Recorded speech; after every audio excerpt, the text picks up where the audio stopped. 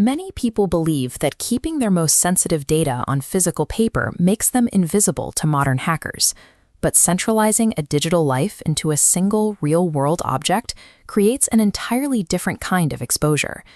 In a city like Pune, the rapid expansion of digital infrastructure often runs parallel to deeply traditional daily routines. In these environments, financial thefts rarely begin with complex code. They start by identifying a simple human habit in the physical world and finding a way to exploit it. Mr. Dev Sharma spent his career as a disciplined officer for the Indian Railways, eventually retiring with a substantial sum of money after selling ancestral land. Having spent decades working with tangible, analog systems of trust, he found the abstract nature of online banking deeply unsettling. Fearing a digital mistake, he relied on a worn-out red diary. Inside, he meticulously documented every PIN, password, and account detail he owned. This chart shows a single point of failure.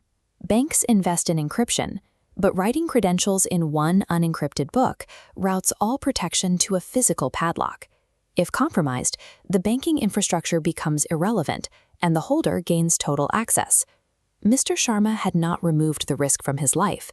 He had simply moved it to his desk. All he needed was for the wrong person to enter his apartment.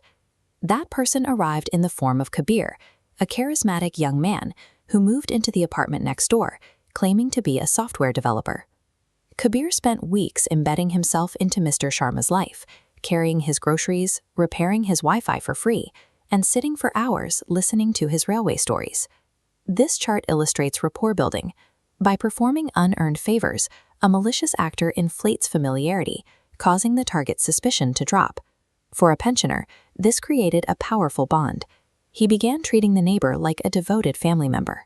Kabir's true weapon wasn't a computer virus. He used weaponized politeness to ensure the physical door to Mr. Sharma's home would always be left open for him. The opportunity presented itself when Mr. Sharma attempted to transfer a large sum into a new fixed deposit. Struggling with the confusing interface, he asked Kabir for technical help. Kabir sat at the desk, hovering over the computer as Mr. Sharma opened the red diary to reference his login credentials. At 9 a.m., the transaction was still pending, but it was the exact time Mr. Sharma began his daily morning prayers. Leaving the laptop unlocked and the diary open on the desk, Mr. Sharma walked into the next room to light the incense, asking Kabir to keep an eye on the screen. For 10 minutes, the apartment was silent. The predictable rhythm of the morning prayer had left the entire digital gateway unguarded. This devastating theft required no high-level computer hacking. The master authentication keys were simply sitting right there in plain sight. Kabir used the details in the diary to immediately reroute the transfer. The money was sent into an untraceable offshore cryptocurrency account. He wiped the browser history, pocketed the red diary, and walked out the front door. It was a frictionless operation, a total digital liquidation achieved through an analog breach. Mr. Sharma finished his prayers to find an empty room. Kabir was gone, and his phone number had been disconnected. When he looked back at the screen, his life savings had disappeared from the portal. Once funds reach offshore networks, domestic banks and local authorities have almost no ability to pull them back. This vulnerability was described centuries ago in the Panchatantra, in a tale about a foolish sage and a thief disguised as a devotee. The sage left his money with the thief while he bathed in a river, just as Mr. Sharma left his passwords with a neighbor while he prayed.